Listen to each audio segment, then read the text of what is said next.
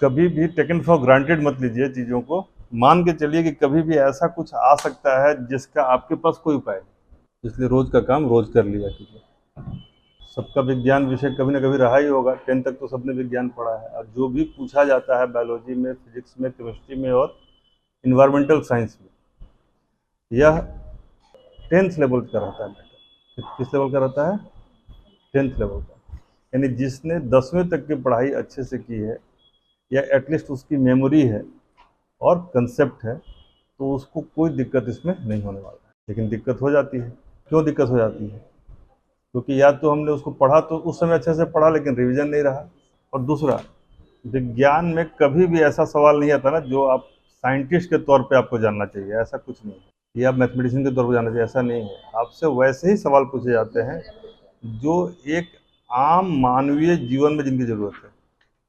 जैसे कि आप गए किचन में खाना बनाने, तो आपके दिमाग में उत्सुकता होनी चाहिए। एक वैज्ञानिक सोच को क्या चाहिए? रैशनैलिटी, यानी तर्क। जैसे मान लीजिए आपने उठाया ये फ्राइंग पैन, तो ध्यान में चाहिए कि फ्राइंग पैन पहले तो आता था दूसरे तरीके का, एल्युमिनियम का।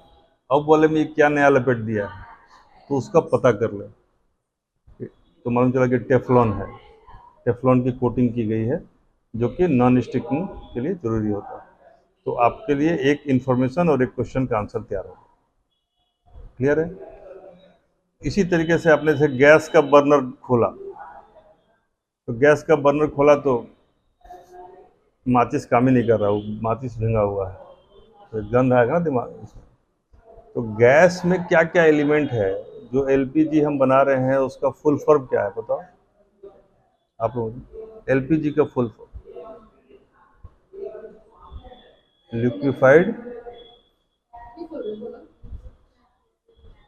Liquefied petroleum gas, LPG. ठीक है ना? तो अब वो तो बना होता है ब्यूटेन का, प्रोपेन कुछ भी मिला होता है, लेकिन उसमें गंध तो नहीं होना चाहिए, क्योंकि हाइड्रोकार्बन का यह गंध तो होता नहीं है। जो भी हमारे पेट्रोलियम प्रोडक्ट्स हैं क्या है? Basically they are hydrocarbon. दुनिया में सबसे अधिक जो एलिमेंट पाया जाता है कॉम्प्लेक्स या फ्री नेचर में, वो क्या है? कार्बन है या उसके कंपाउंड है। आप जो कुछ भी देख रहे हैं उसमें कहीं ना कहीं कार्बन का अंश रहता ही रहता है कि नहीं? अब ये नहीं कि पानी में बोलिएगा, पानी में नहीं रहता, लेकिन ये जितना कुछ देख रहे हैं ना, ये सब कुछ जलाने पे जिसमें काला बच जाए वो सब कार्बन है। इसका बेसिक टेस्ट है। लकड़ी में कार्बन है कि नहीं है? चीनी में कार्बन है, चाय पत्ती में कार्बन है, पेट्रोल में कार्बन है, कोयले में कार्बन है, हीरा में कार्बन है, वॉट एवर यू सी, सब हमारे शरीर में कार्बन है। तो हाइड्रोकार्बन होता है, लेकिन गंध क्यों आ रही है उसमें? ये सोचिए। मरकेप्टन गैस होता है, मरकेप्टन उसका नाम। तो ये आपने किचन में ही दो चीज़ देख लिया। अब देखिएगा उसी में आपका प्रेशर कुकर भी है। तो प्रेशर कुकर में खाना जल्दी क्यों पकता है? इसका आंसर भी किचन में। तो किचन में 3 चीज़ निकल गए ना। एक क्या निकला? पहला आपने जो फ्राइंग पैन में देखा कि टेफ्लॉन कोटिंग क्यों है, तो पहला आंसर निकल गया। दूसरा, गैस आपने ऑन किया तो उसमें गंध आ रहा है, तो गैस का कम्बिनेशन, एलपीजी का कम्बिनेशन क्या होता है ये पता कीजिए, क्यों गंध आता है ये पता कीजिए। तीसरा, प्रेशर कुकर का देखिए। चाकू उठाइए फिर, अभी नहीं, मतलब किचन में। तो चाकू लेके और आपने ऐसा रखा हुआ है कद्दू, हमारा सट कद्दू, इतना लंबा चौड़ा कद्दू है, एक बार में वो कट जाता है, खीरा का कद्दू। क्यों कट जाता है? यहाँ भी विज्ञान है ना। और एक पार्ट उसका इनर्सिया में है और एक मोशन में है। इनर्सिया और मोशन एक दूसरे को विरोध भी करता है, इसलिए भी कट जाता है। स्टैटिक और डायनेमिक का भी कंसेप्ट आ गया। तो आपके आसपास ही बहुत सारी चीज़ें हैं जो कि विज्ञान क्रिएट करते हैं। बायोस में जितनी भी चीज़ें आती है उसको सबसे सेंटर में क्या है? हमारा शरीर, हम खुद, ह्यूमन बॉडी। क्योंकि हम कुछ भी देखते हैं तो अपने हिसाब से देखते हैं ना। तो बायोलॉजी में जो भी सवाल पूछेगा वो कहीं ना कहीं ह्यूमन बॉडी को अफेक्ट करने वाली चीज़ों से पूछेगा। जैसे आप कुछ खाइएगा तो उसका क्या फ़ायदा होगा, ये अभी विज्ञान है, और ये आपके सवालों के दायरे में है कि तो आपको क्या क्या खाना चाहिए, तो उसकी एक लिस्ट होगी, और उसमें क्या क्या पाया जाता है उसकी एक लिस्ट होगी, क्या इसके फ़ायदे हैं। और किसी को उसका उल्टा भी हो सकता है। उल्टा क्या होगा, यदि वही एक ही चीज बहुत खा लिया तब भी दोष है। मान लीजिए विटामिन इसमें पाया जाता है तो आप खूब खा लीजिए विटामिन। ये अमृत है तो हर गर्दन अमृत पी लीजिए तो अमृत पी के मर जाइएगा, हो सकता है ना। तो क्या खाना चाहिए, उसमें क्या पाया जाता है, यह भी हमारा पर्पस है, क्योंकि अंततः यह ह्यूमन बॉडी को अफेक्ट कर रहा है। ठीक है। उसके बाद किस चीज को कम खाने से क्या क्या बीमारी होगी, क्या प्रॉब्लम आएगा, यह भी ह्यूमन बॉडी से या हमारे ह्यूमन से संबंधित है ना। तो यदि किसी चीज को आप ज्यादा खा लेते हैं, किसी चीज को ज्यादा खाते हैं तो वो हाइपर हो जाता है। जितने भी प्रॉब्लम होंगे वो हाइपर के चलते होगा, और कम होता है तो क्या हो जाएगा, हाइपो हो जाएगा। ठीक है। तो विटामिन यदि आप अधिक खाएंगे तो कौन सा बीमारी होगा, हाइपर विटामिनोसिस हो जाएगा, और कम होगा तो हाइपो विटामिनोसिस हो जाएगा। तो आपको यदि सोचना आ गया विज्ञान की तरह तो आधे सवाल आप वहां से आंसर निकाल सकते हैं। बात समझ आ रही है, हम क्यों ये सब बातें बताएं। उसके बाद जब भी पढ़िए, विज्ञान is all about curiosity. Science जो है यह क्यूरियस केस है, यह हिस्ट्री की तरह रटा नहीं जाता है। रटा जाता है हिस्ट्री में तो है कि ठीक है Bajirao Peshwa commander of Maratha army, एक बार में रट गया। लेकिन ऐसा रटा जाता है क्या विज्ञान में कि हाँ C U plus Z N plus S N C U plus Z N plus, ऐसे करके रटोगे गन मेटल का कल जो आया था, C U plus Z N plus S N, ऐसे नहीं रटा जाता है। आपको पता होना चाहिए कि भाई ये जो है इसको क्या कहा जाता है या किस तरह के यूज होता है, फिर अपने आप समझ में आ जाएगा कि इसमें क्योंकि चमकदार पीतल की तरह होता है, बना होता है तांबे का, तो चमक लाने के लिए क्या होगा, यदि हमारा पीतल है वो पीला है, ये तांबा जो है और हार्ड पीला है, पीला क्या है वो थोड़ा सा हरा और पीला के बीच का चीज होता है कॉपर। तो कॉपर को और चमकदार बनाने के लिए उसमें क्या मिलाएंगे, जेड एन, क्योंकि जिंक क्या होता है सिल्वर के कलर का होता है, तो जेड एन मिलाने से उसका ही होगा, और स्ट्रांगनेस बढ़ेगा टीन मिलाने से। तो C U plus Z N plus S N भी एक वैज्ञानिक कारण से मिला है, तो गन मेडल बनता है उसका। ठीक है। तो ऐसे कॉम्प्लेक्स चीजों तो हमारा जो उत्सुकता फैक्टर है, सबसे अधिक उत्सुकता हमको किस लिए होनी चाहिए, मानव शरीर की, ह्यूमन बॉडी की। दुनिया का नहीं पूरे ब्रह्मांड का सबसे खूबसूरत कंस्ट्रक्शन क्या है, ह्यूमन बॉडी। आप सोचिए कि इस आदमी का हाथ ऐसे ऐसे कर रहे हैं तो ये खुल रहा है बंद हो रहा है, मान लो हाथ ऐसे ऐसे कर रहे हैं खुल रहा है बंद हो, इसको क्या है, इसके लिए हम केवल एक इन्फॉर्मेशन भेज रहे हैं कि दाहिना हाथ का, भी इतना भी नहीं बोल रहे हैं कि दाहिना हाथ का हो, बस हो तो होने लग रहा है, रुक जाओ तो रुक गया, नीचे जाओ नीचे चल गया, और ये बोलने में भी बहुत कम समय लग रहा है। तो सोचो कि एक हमारे हाथ का जो कंस्ट्रक्शन है वैसा ही कंस्ट्रक्शन जेसीबी का है। क्या करता है, जो मुंह नोचुआ टाइप से नोच रहा है कोई चीज, तो वो देखोगे कि उसका कंस्ट्रक्शन हाथ की तरह बनाया है, लेकिन एक हाथ को कॉपी करने के लिए उसमें देखोगे कि तारों का जखीरा है, पीछे इतना तार, इतना लीवर, इतना हाइड्रोलिक का कंसेप्ट, पास्कल का नियम, तो सारा प्रेशर का नियम, बर्नौलीज का नियम, सारा नियम लगाए तो क्या बना, एक तो ह्यूमन हाथ का कॉपी। लीवर चल रहा है, उसमें मोटर चल रहा है, 1 घंटा में 1000 का वो डीजल पी जा रहा है, तब जाके क्या कर रहा है, थोड़ा सा इसे मिट्टी खोद रहा है, और भगवान ऐसे फ्री में बना के दिए हुए, कोई दिक्कत है। तो कभी अपने शरीर पर इतना खुश हुए हो कि हमारे पास जो है हम चल फिर बोल सकते हैं इतना बढ़िया से, उठते हैं तो बैठ जाते हैं, तो कितना उठ जाता है लेकिन बैठ नहीं पाता, संकट है ना उसके साथ। तो सबसे पहले तो be thankful what you have got, जो आपको मिला है। कभी आपने सोचा है कि ये जो हमारे अंदर में जो नसें हैं शरीर में वो कितनी लंबी है, कभी सोचा है, शरीर में कितना लंबा नस, इतनी लंबी नस है हमारे शरीर में कि पूरे पृथ्वी को 4 बार लपेट सकते हैं। एक आदमी के नस को यदि निकाल के और एकदम एंड टू एंड जोड़ दिया जाए मुंह से पूंछ, तो कितनी बार लपेट सकते हैं, वो भी इक्वेटर पर जहाँ सबसे मोटा है, 4 बार। लगभग 40,000 का है ना किलोमीटर का हमारा पृथ्वी, ज्योग्राफी में तो पढ़ा ही होगा आपको। तो 1,60,000 किलोमीटर तक लंबा हो जाएगा हमारा नस, यदि उसको पूरा बढ़िया से निकाल के और खोल लिया जाए। खोल देने के बाद तो फिर लगेगा नहीं, कंसेप्ट समझ रहे हैं, यह खूबसूरती। कभी आपने सोचा है कि हमारे शरीर में शरीर के वजन का कितना परसेंट ब्लड होता है? एनीवन? भार के हिसाब से वो लीटर है ना, हम बोले शरीर के भार के कितना परसेंट? 8% के आसपास होता है, 8 से 10। ठीक है।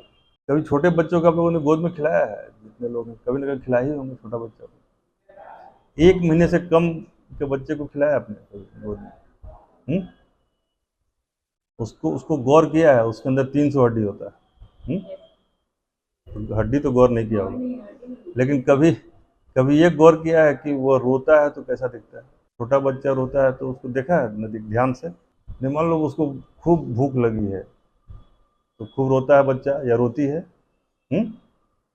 खूब रो रही है, उसकी माँ नहीं है, आपको आपके गोद में दे दिया तो उसका आंसू पूछे कि नहीं कभी उसका? आंसू कहाँ निकलता है? क्यों रोएगा तो आंसू नहीं निकलेगा? गजब वाल, बच्चों का आंसू नहीं पूछा कभी?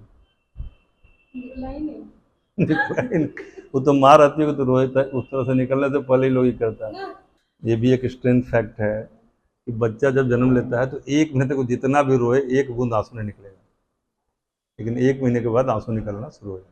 बात समझ आई? तो है कि नहीं यूनिक बात? अब यदि कोई कहे कि आपका अपने जीवन में 3 अरब बार हार्ट कितना बार धड़केगा? 3 अरब बार हो रहा है। तो 3 अरब बार आपका हार्ट धड़कता है पूरे लाइफ में। यदि आपका लाइफ स्पेन कितना है? 100 साल का हम मानते हैं तो 70 साल का यदि आदमी है तो उसका कितना बार धड़केगा? तो वो मतलब 2 से 2.5 अरब के बीच में धड़क सकता है। सोचा है कि यह एक ऐसा अंग है जो कि जिस दिन आपका जन्म हुआ और जिस दिन मृत्यु होगी तब तक इसको काम करना है। एक दिन 1 सेकंड के लिए भी यदि आराम करने लगा तो आपकी हालत खराब हो जाएगी। ये हार्ट रेस्ट में है तो आप आईसीयू में चल जाइएगा। उत्सुकता का ये फैक्टर, बहुत सारी ऐसी बातें शरीर के बारे में हैं जो कि एकदम यूनिक हैं। जैसे आपका एक अंग है फेफड़ा। फेफड़ा है ना, सोचा है फेफड़ा के बारे में? क्योंकि कोरोना में सबसे अधिक अफेक्टेड यही हुआ था। तो मान लो किसी का फेफड़ा निकाल लिया जाए और उसको बढ़िया से फैलाया जाए, कितना एरिया कवर कर सकता है? पूरा टेबल नहीं, आधा टेबल नहीं। एक गेस करिए आप लोग, कभी मतलब सोचा है कभी इसके बारे में? यहाँ दिख रहा ऑनलाइन यहाँ पर, एक साइज गेस कीजिए। जैसे हम दे रहे हैं कि मान लीजिए वो 1 स्क्वायर फीट, या ये कितना है, ये 3 बाई 6 है तो 9 स्क्वायर फीट है, या 18 स्क्वायर फीट, या 6 स्क्वायर फीट, या इससे अधिक। फेफड़ा होता कितना बड़ा? इतना बड़ा होता था। ठीक है ना? क्या है? तो एक टेनिस कोर्ट जितना बड़ा हो जाएगा वो। कितना बड़ा हो जाएगा? एक टेनिस कोर्ट के बराबर हो जाएगा। यानी रफली भी कहा जाए तो 15 मतलब मोटा मोटी देखा जाए तो वही 200 से ऊपर हो जाएगा। तो कभी सोचा है? एक टेनिस कोर्ट के बराबर हो जाएगा। अच्छा, एक और स्ट्रेंथ फैक्ट बताते हैं। हाँ, लंग्स। लंग्स जो है तो जब भी फैलाया जाएगा तो काफ़ी, क्योंकि लंग्स क्या होता है ना, डायफ्राम के ऊपर में आकुंचन प्रकुंचन करता है, उसका एक सेटिंग रहता है। हवा जाने पर वो फैलता है, ऐसे भाती की तरह काम करता है। तो इसके अंदर क्या होता है कि मान लीजिए इसका स्ट्रक्चर ऐसा होता है ना कि एक परत के बाद दूसरा परत, दूसरे बाद तीसरा परत, जब खोलते हैं परत दर परत तो काफ़ी बड़ा हो जाता है। और यह काफ़ी लंबा इसका हिसाब किताब है। ठीक है। अब एक फैक्ट आपको बताएंगे, जैसे कि आप लोग वेजिटेरियन हैं या नॉन वेजिटेरियन? वेजिटेरियन है। इस धरती पे एक भी आदमी वेजिटेरियन कंप्लीट नहीं है, ये तो फैक्ट है। ये आप लोग जानते हो कि सब्जी के साथ खा लिया, कभी गलती के साथ खा लिया, लेकिन ये आपको पता है कि आप सोते समय कितना नॉनवेज खाते हैं? सोचा? जैसे एक एवरेज आदमी जिसका 70 साल आयु है, वह, तुम नॉन वेजिटेरियन हो? वेज हो? तो 70 साल की आयु तक कम से कम हम लोग जो है 70 के आसपास कीड़ा खा चुके होते हैं सोते सोते, जिसमें मच्छर से लेके अलग अलग मक्खी और ये सब होता है। सोते समय हम खा जाते हैं, पता भी नहीं चलता। और कम से कम 10 ठो मकड़ी खा जाते हैं, जैसे कि मुंह पर आया मार दिया, मुंह में घुस गई। तो हमारे शरीर के बारे में ऐसी बहुत सारी चीज़ें स्ट्रेंज है। मान लीजिए आप कैमरा लेते हैं तो कितना मेगापिक्सल का कैमरा है धर्मेंद्र आपका? आपका कैमरा जो है कितना मेगापिक्सल का है? रिजोल्यूशन होता है ना, कैमरा का रिजोल्यूशन को मेगापिक्सल में नापते हैं। 10 पहले 2 से 3 शुरू होता था, अब किसी का 10 है, किसी का 20 है, किसी का 100 है, 60 है, यही ना। आँख के कैमरा का मेगापिक्सल 576 होता है। कितना होता है? 576। 1 ट्रिलियन में कितना बताया था संख्या? 1 ट्रिलियन बराबर कितना होता है? तो मनुष्य का जो नाक है वह डिफरेंट डिफरेंट 10 खरब गंधों को अलग अलग पहचान सकता है। कितना? 10 खरब। तब ना आप खाना खाते हैं, जैसे मुंह में गया या नाक में, चूंकि मुंह और नाक इंटरकनेक्टेड है ईएनटी के, तो उसमें सीधे बात आ जाती है कि अरे इसमें तो ये चीज़ ज़्यादा पड़ा है या कम है, इसमें इलायची ज्यादा है तो कुछ इसमें दालचीनी है, इसमें सौंफ गिर गया था क्या जिसे जरूरत नहीं है, या बर्तन ठीक से धोया नहीं गया था इसमें सर्फ का गंध आ रहा है। मतलब 16 ठो सा मसाला पड़ा है और एक नीचे से सर्फ हल्का सा रह गया एक्स्ट्रा, तो नाक पकड़ लेता। इसीलिए कहा जाता है कि स्मेल की भी एक मेमोरी होती है। तो कितने तरह का स्मेल हम लोग ले सकते हैं? 10 खरब, 1 ट्रिलियन स्मेल्स। ठीक है, सामान्य बात नहीं।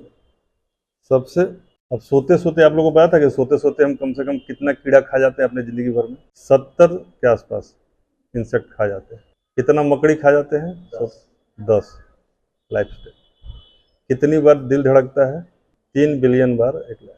तो मेरा दिल तेरे लिए धड़कता है, यदि कोई गाना गाए उसमें फिर बोलना पड़ेगा ना कि 1 मिनट में कितना बार, तब ना जाके वैज्ञानिक गाना होगा, नहीं तो ये तो अवैज्ञानिक है। ऐसे ही हमारे स्किन का क्या है, सबसे बड़ा ऑर्गन कौन सा है? स्किन है। स्क्वायर फीट कितना है इसका? लेकिन औसतन एक आइडिया आ जाएगा इसका, ऐसा नहीं है। ठीक है। अच्छा, स्किन जो है वो डेड करके झड़ता भी रहता है। जैसे देखिएगा कि आपने पूरी तरह से एयर टाइट कर दिया किसी कमरे को, और उसके बाद भी देखिएगा कि ज़मीन पर यदि 10-12 लोग उसमें रह रहे हैं तो ज़मीन पर कुछ ना कुछ गंदगी रोज़ दिखती है। जब उसको झाड़ू से आएंगे वो सफ़ेद सफ़ेद दिखता है, एकदम एयर टाइट है, कहीं से कोई धूल डस्ट नहीं आ रहा है।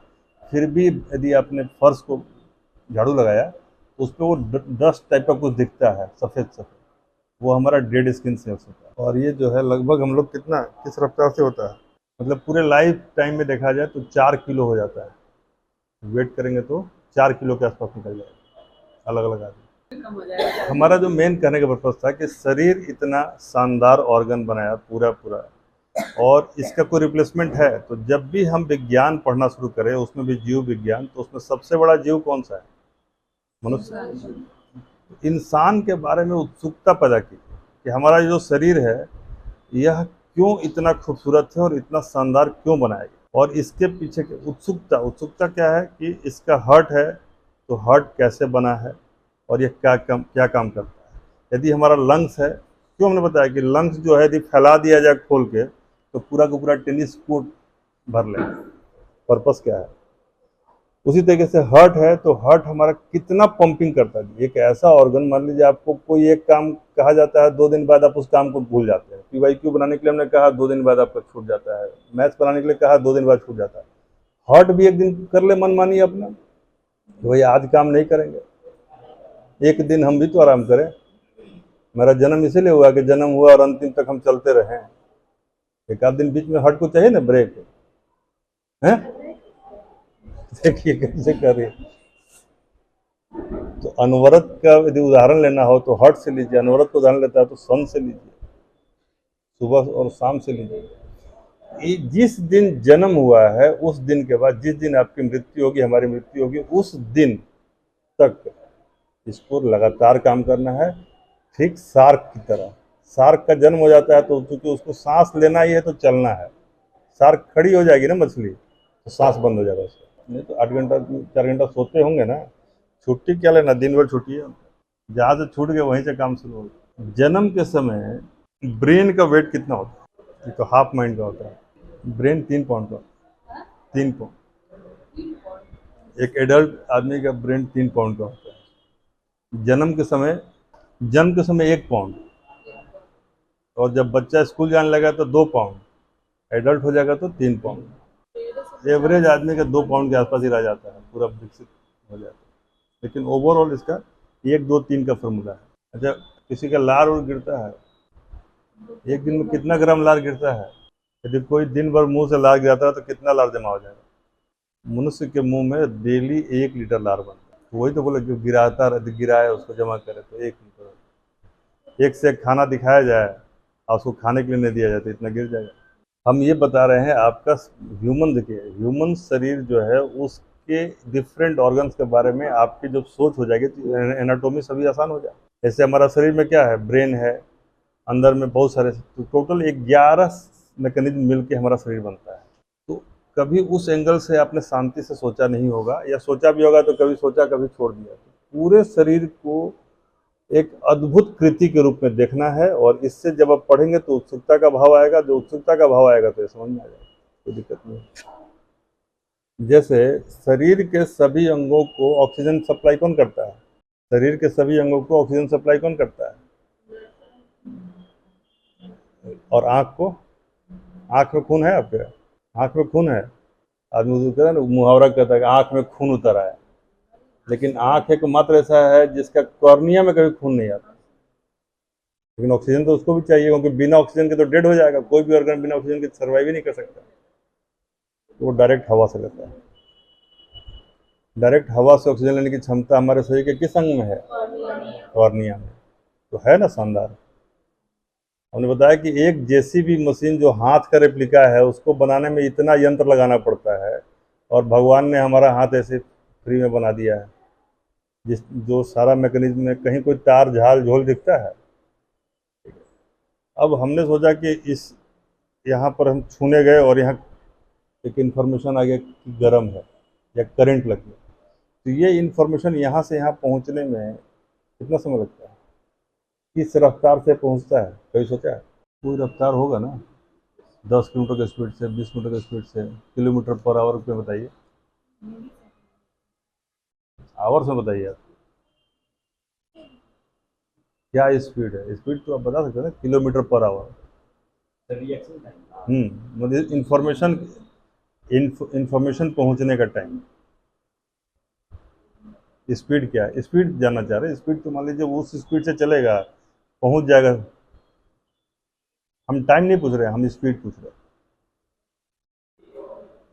किस स्पीड से जाता है। स्पीड ज़्यादा है तो बहुत कम टाइम में पहुंच जाए।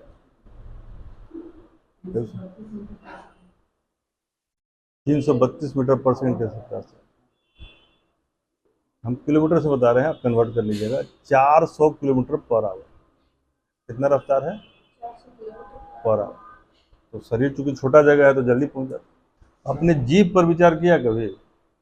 अच्छे, ये नहीं कि भोजन तुमको अच्छा लगता है, उस पर नहीं पूछ रहे। जीभ की संरचना के बारे में बात कर। जीभ एक मांसपेशी है कि 2 मांसपेशी है कि 3 मांसपेशी है कि 4 है? जीभ 8 मांसपेशी है। कितना मांसपेशी है? तब ना इधर से खट्टा, इधर से मीठा, इधर से सब अलग अलग कनेक्शन है। बिटर सावर, और तो 2 मांसपेशी को काम दे दिया खट्टा पता करने का, 2 को पता कर दिया मीठा करने का, 1 को नॉर्मल पता करने के लिए दे दिया। 8 अलग अलग मांसपेशियों का गुत्थम गुत्थी है जीव। तो है ना शानदार।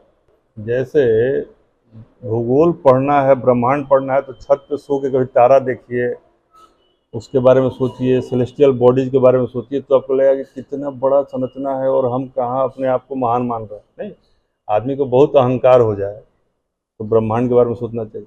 वैसे ही इस शरीर के बारे में कहीं शांति से सोचोगे तो बहुत कुछ शानदार है इसके बारे, अद्भुत है। नहीं है? इस एंगल से तो हम लोग सोचते ही नहीं। ऐसा कोई सोचता है कि हमारा दिल कितना बार धड़क रहा है, कितना खून पंप हो रहा है, जैसे उधर जा रहा है? नहीं, हमारा वो तो छोड़ना। जैसे कि हम जिस जगह से सांस लेते हैं और जहाँ से हम पानी पीते हैं, उसमें मिलीमीटर का भी अंतर नहीं है, लेकिन सांस अलग से ले लेते हैं और वहीं पे पानी पी लेते हैं और ढक्कन बंद हो जाता है। ये नहीं कि पानी पी रहे हैं तो सांस वाला में चल गया तो कहानी खत्म ही हो जाएगी। और वही जिसका नियंत्रण कमज़ोर हो जाता है, बाद में जब मतलब किसी का कुछ स्ट्रोक आ गया, हेमरेज हो गया, तो पानी पीता चला तो सांस नली में तो खांसने लगता है। तो कितने डिफरेंट चीज़ों को हम लोग स्मेल कर सकते हैं। 10 गुना कम कर दिया, 10 खरब। इसीलिए बोल रहे हैं 1 trillion. 1 million is equal to 10 lakh, और 1 billion is equal to 10 lakh into 1000। ये हजार, देखिए भारतीय जो पद्धति है, हमेशा के लिए ध्यान रखिएगा, भारतीय पद्धति 10 के गुणांक में चलती है, इसको डेसिमल सिस्टम कहते हैं। इकाई, दहाई, सैकड़ा, हजार, सब पिछले से 10 में गुना कीजिएगा, अगला आ जाएगा। क्लियर है? लेकिन ये जो पद्धति है, यह चलती है हजार के गुणनफल पर। तो 1 मिलियन में 1000 से गुना कीजिएगा तो क्या आएगा? 1 बिलियन। 1 बिलियन में 1000 से गुना कीजिएगा तो आएगा 1 ट्रिलियन। तो हमेशा परीक्षा हॉल में भी आपको ये फॉर्मूला काम करेगा। जन्म के समय कितनी हड्डियां होती हैं एक बच्चे में? बाद में कितनी हड्डी हो जाती है? कितने जन्म के कितने समय तक बच्चा रोता है तो आंसू नहीं निकलता है? 1 महीने तक। और हम हर साल या पूरे लाइफ टाइम में कितना डेड स्किन लूज करते हैं? 4 किलो। नसों में सूचना, बात कर लीजिएगा, नसों में सूचना जाने की रफ्तार क्या होती है? 400 ठीक है। अपने लाइफ स्पेन में आप कितने कीड़े, नहीं आवर ही है। 111 मीटर पर सेकंड। सबसे अधिक बड़ा अंग कौन सा है शरीर का? सेकंड कौन सा है? नर्व्स। यदि लंग्स को फैलाया जाए तो कितना ये एरिया ले सकते हैं? पेट में जो अम्ल पाया जाता है उसमें लोहा गल सकता है कि नहीं गल सकता है? अच्छा, हमारा पेट हर तरह के मांस को पचा लेता है, अपने आप को क्यों नहीं पचा लेता है? ये सोचा है कभी? एंजाइम नहीं, मगर जो म्यूकोशा का बेड होता है, म्यूकोशा बोलते हैं उसको, उसके चलते वो बच जाता है। ठीक है। जैसे हमारे साथ एक बच्चा क्या, वो लड़का पढ़ता था दिल्ली में, जब हम पढ़ते थे सिविल सर्जन, तो बोला कि धूप में सब कुछ सूख जाता है, पसीना क्यों नहीं सूखता? सवाल तो अच्छा है। क्या जवाब होगा?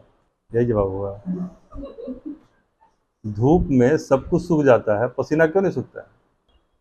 आप जवाब दीजिए ना, सवाल क्यों कर रहे हैं? जवाब बॉडी का टेम्परेचर मेंटेन करने के लिए वो पसीना बॉडी से रिलीज करता है। क्योंकि इसे ये बताइए कि आप मान लीजिए एक ठंडे जगह में है तो आपके बॉडी का टेम्परेचर कितना होगा? मान लीजिए आप सियाचिन में है जहाँ -40 डिग्री टेम्परेचर है, तो वहाँ आपके बॉडी का टेम्परेचर क्या रहेगा बताओ? वहाँ तो भाई सियाचिन जा रहा है। सियाचिन के -40 डिग्री टेम्परेचर में किसी के बॉडी का टेम्परेचर क्या रहेगा? अच्छा, वही यदि चला गया लीबिया में, अल्जीरिया में चला गया, या फिर कौन सा रेंज है जिसको कैलिफोर्निया में कहा गया कि सबसे अधिक टेम्परेचर है, 58 डिग्री टेम्परेचर है वहाँ पर, तो वहाँ पर यदि चला गया तो क्या होगा?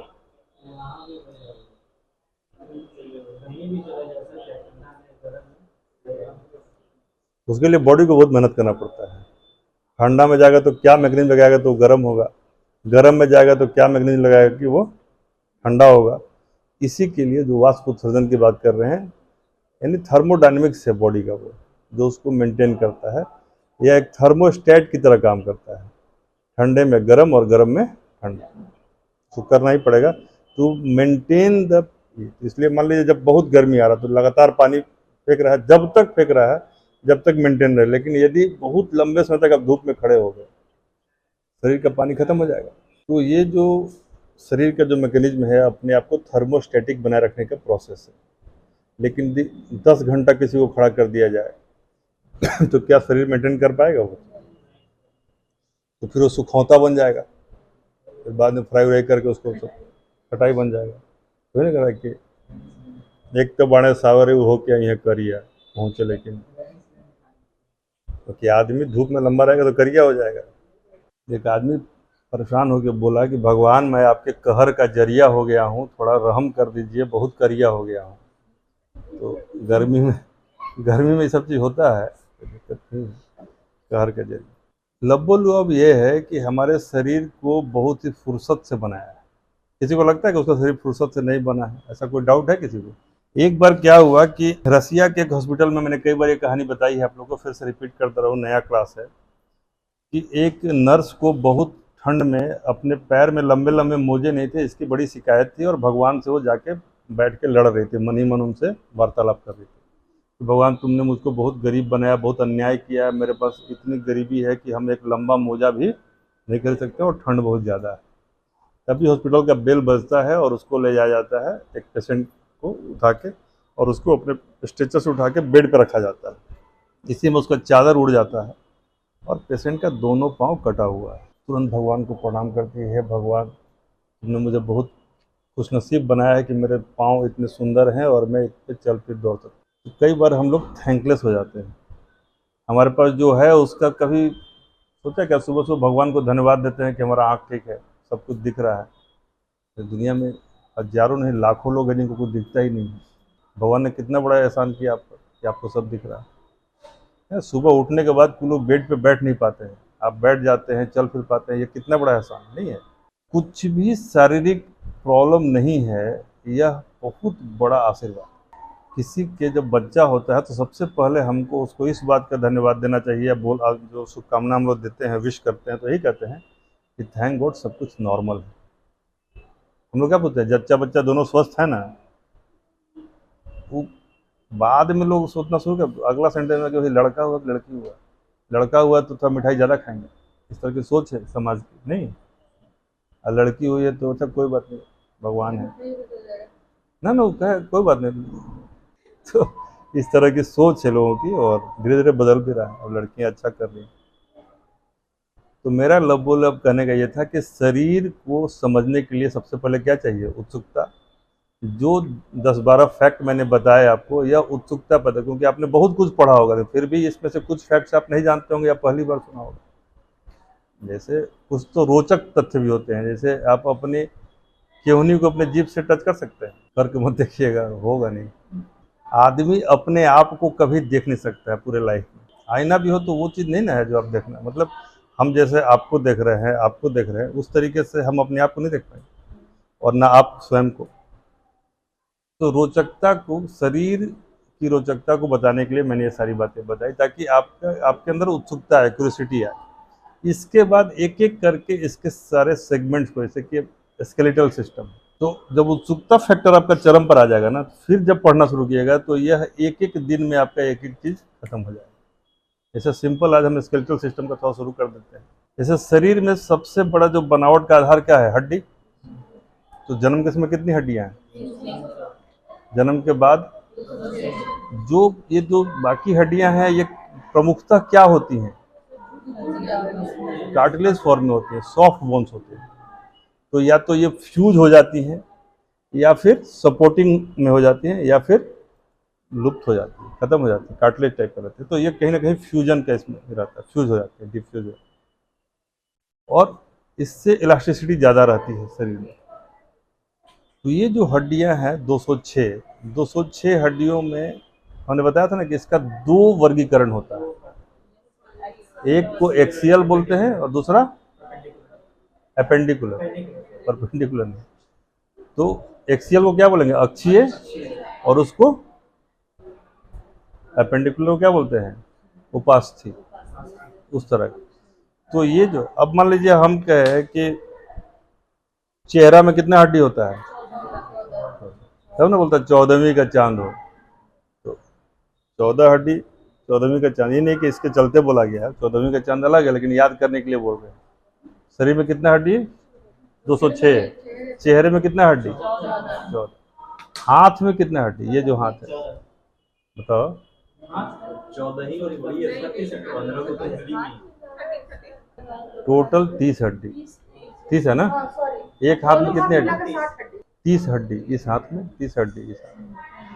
पैर में कितना हड्डी होता है, 29 है ना। तो उसका कितना मेमोरी शार्प है, 29 हड्डी।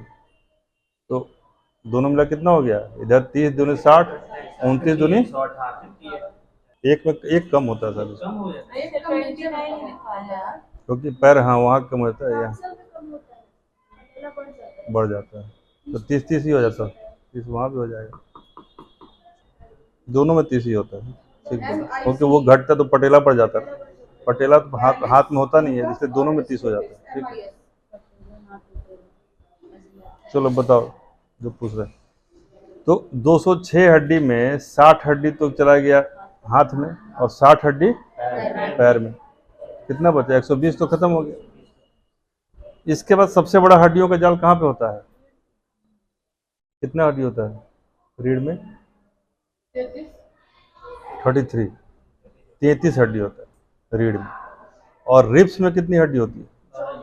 12 का जोड़ी होता है। 12 दूनी 24 हो गया, जिसमें और एक इसको जोड़े रखने के लिए एक स्टर्नम होता है, वो 25 हड्डी हो गया। फिर एक हड्डी होता है यहाँ पर गले में, जहाँ फांसी लगने पर जो हड्डी डले। टोटल इसमें 29 होता है। क्रेनियल जो बोन्स होता है वो कितना होता है?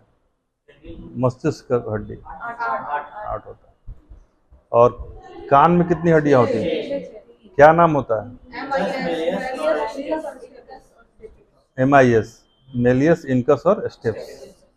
तो 6 हड्डी ये हो गया, 14 तो बता दिए फेस का हड्डी, और 8 हड्डी इसमें स्कल में हो गया, और एक हॉर्ड बोन हो जाता है, जो फांसी देने पे यही हड्डी कड़क जाता है, आदमी जय हिंद बोल देता है। जिसका ये हड्डी मजबूत रहेगा वो फांसी के बाद भी नहीं मरता, वो लटका रहता रात भर, लेकिन सुबह फिर खड़ा हो जय हिंद कर देता। एक आदमी था जिसको कि अच्छा, जिसका बहुत कम वेट होता है उसको भी फांसी देकर मारना मुश्किल होता है, फिर उसमें बाद में वेट बांधना पड़ता है। इस पे कितना हड्डी होता है? क्लेविकल। और फिर जो हमारे कमर का पार्ट है उसमें कितनी हड्डी होती है? पेल्विक बोन जिसको कहते हैं, श्रोणी मेखला। हाँ, दो होता है। जोड़िए उसको, टोटल कितना हुआ? एग्जैक्टली मैच करेगा, उसमें कहीं कोई गड़बड़ी नहीं है, ठीक है ना। तो 206 7 आप आ गए, 208। 6 और 8 ये दोनों आंकड़ा चलता है हड्डियों में। किसी बोन में ज़्यादातर, मतलब ह्यूमन में वो 8 भी चल जाता है और 6 उसका आइडियल है। तो घबराना नहीं है, एक आधा हड्डी किसी का कम बेसी रहता है, उसका टेंशन नहीं। तो कहने का मतलब है कि ये आपका प्राइमरी हड्डी का हो गया। अब हड्डी के नाम पर आइए। जैसे ये बाँह का ये जो हड्डी है इसको क्या कहते हैं? ये है ह्यूमरस। और इसमें 2 हड्डी होती है हाथ के इस पार्ट, रेडियस और अल्ना। और इसमें क्या होता है? ये जो पार्ट है, ये वाला जो पार्ट है, मेटाकार्पल आगे होगा ना, कार्पेल फिर मेटाकार्पल। हाँ हाँ, फ्लैंजेस कहते हैं सामने वाले हड्डियों को, समझा ना। उंगली में जो हड्डी है उसको फ्लैंजेस। पैर में भी इसी तरीके से होता है। सबसे बड़ा जो जांग की जो हड्डी है उसको क्या कहते हैं? फीमर।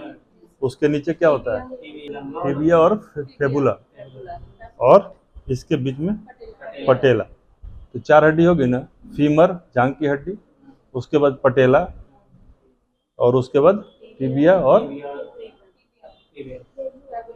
फेबुला। क्या है उसका नाम, क्या है फेबुला। तो ये हड्डी, उसके बाद नीचे में क्या है? टार्सल हो जाएगा, टार्सल, मेटाटार्सल और फ्लैंजेस। सब जैसे पैर का है वैसे ही का नाम। यहाँ पे क्या है? हाथ वाले को क्या बोलते हैं? सेम, ठीक है। तो ये टोटल जो उसका फिर इतना मैंने पूछता नहीं, हम बताने के लिए हमारा जो एक वीडियो है, यदि आप लोग को ज़्यादा और डिटेल समझना है तो वीडियो देख लीजिएगा। हड्डी वाला वीडियो अपलोड है ना, इसको ध्यान से देख लीजिएगा। और हड्डी पर कल साइंस के प्लेलिस्ट में है, और उसके वीडियो देखिएगा, और डिटेल में काफ़ी बताया गया है, बार बार रिपीट किया हुआ है, ठीक है ना। ये जो रिब्स के बोन को जिस हड्डी से नॉट किया जाता है उस हड्डी का क्या नाम है? कंधे के हड्डी को क्या कहते हैं? स्केपुला। और क्लेविकल, हाँ, ठीक है। तो ये दोनों कंधा, दोनों मिला के कंधा बनता है। और जो कमर की हड्डी है उसको क्या बोलते हैं? जो घुटने का जो बीच का चक्री है उसको क्या बोलते हैं? और हड्डी और मांसपेशी के जोड़ को क्या बोलते हैं? और बोन से बोन को जोड़ने वाले को क्या कहते हैं? लिगामेंट। और हड्डी के बारे में बहुत सारी बातें और भी बताएंगे, एक क्लास अभी इसका लेंगे, पूरा चित्र वगैरह बना के ढंग से। अभी हम बताया कि ह्यूमन बॉडी में आपका इंटरेस्ट होना चाहिए। इसकी उत्सुकता जितनी ज़्यादा होगी, एक एक करके सारे अंग आप समझ जाएंगे। सबसे बड़ा जो अंग है जिससे शुरुआत होगा, मान लीजिए हमको शरीर बनाना है, आप समझिए कि आप ही क्राफ्टमैन हैं, ऐसे पढ़िए। सबसे पहले आप हड्डी जोड़िएगा। तो हड्डी जोड़ दीजिए और हड्डी का नाम, तो उसको कॉपी पे लिख लीजिए। पूरे शरीर में 206 हड्डी, उसके किस किस भाग में कितना कितना हड्डी, किस हड्डी का क्या क्या नाम और किस हड्डी का क्या क्या काम, हो गया। सब हड्डी का नाम जानने का जरूरत नहीं है। जितना सबका जान ही जगह बचा क्या, दिमाग का हड्डी है तो उसका नाम जानते तो नाम कहते हैं, तो क्रेनियल बोन कहते हैं उसको, क्रेनियल बोन। ठीक है ना। इसीलिए जब दिमाग की कैपेसिटी को हम जब बात करते हैं तो क्या कहते हैं, हमारी क्रेनियल कैपेसिटी, ठीक है। ह्यूमन की क्रेनियल कैपेसिटी ज़्यादा होती है और इसके नज़दीक किसकी क्रेनियल कैपेसिटी होती है, तो हाथी का, व्हेल मछली का, इसकी क्रेनियल कैपेसिटी ज़्यादा होती है। तो ऐसे करके इंटर रिलेटेड करके चीज़ों को उत्सुकता के साथ समझना है, कोई बहुत बड़ा चीज़ नहीं है। विज्ञान में आपके जो सवाल आते हैं यूपीएससी लेवल तक, वो सारे के सारे 10th लेवल का सवाल होता है। एक भी सवाल +2 लेवल का होता है क्या, कुछ नहीं। आजकल थोड़ा बहुत +2 लेवल पे पूछने लगा है, वो जो जीन वगैरह संबंधित कुछ बातें हैं तो वो पूछता है, तो वो भी हम आपको बता देंगे, कोई दिक्कत नहीं है। लेकिन मेरा मेन पर्पस है विज्ञान को सामान्य, अभी हमने जो भी बातें बताई बातचीत के क्रम में बताया, सामान्य तरीके से बताया। कहीं पे कोई दिक्कत हुआ आपको समझने में कि जो समझ में नहीं आ रही है, तो ऐसे समझिए और रट जाइए। रटना क्या है कि जो हड्डियों के नाम बताए और जो जगह बताया उसको आज याद कर लीजिए, सर आपका सीधा कर लीजिए उनका, हाँ ठीक है ना। तो नाम और काम हड्डी का, तो हमारा शरीर बन जाएगा। फिर हम क्या करेंगे, उसके ऊपर मांसपेशी बता देंगे कि कौन सा मांसपेशी बड़ा है, कौन सा मांसपेशी छोटा है, कौन सा मांसपेशी क्या काम करता है, किससे मजबूती आती है पैर में, किससे हाथ में, इस तरह का मांसपेशी जब बताएंगे तो हड्डी बन गया, हड्डी के ऊपर मांसपेशी आ गया। त्वचा आप जानते ही हैं कि वो पूरी तरह से उसको घेरता है, लगभग कितना 21 स्क्वायर फीट के आसपास अपना त्वचा का हिसाब था, 21 स्क्वायर फीट। तो त्वचा जब डाल देंगे उसके ऊपर तो हमारा शरीर बन गया, लेकिन इसमें जान है, जान नहीं है।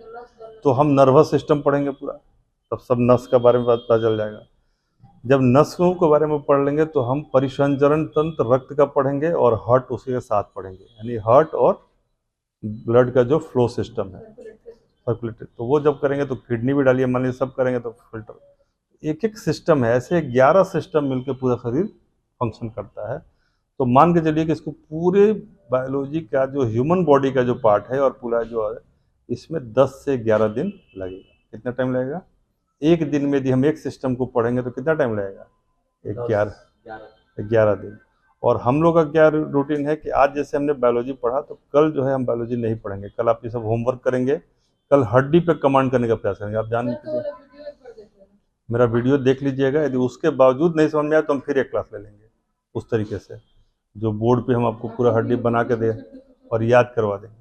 नहीं भेज देंगे परमेश्वर जी, ठीक है ना। आज के लिए इतना काफ़ी है, कल फिर मिलते हैं।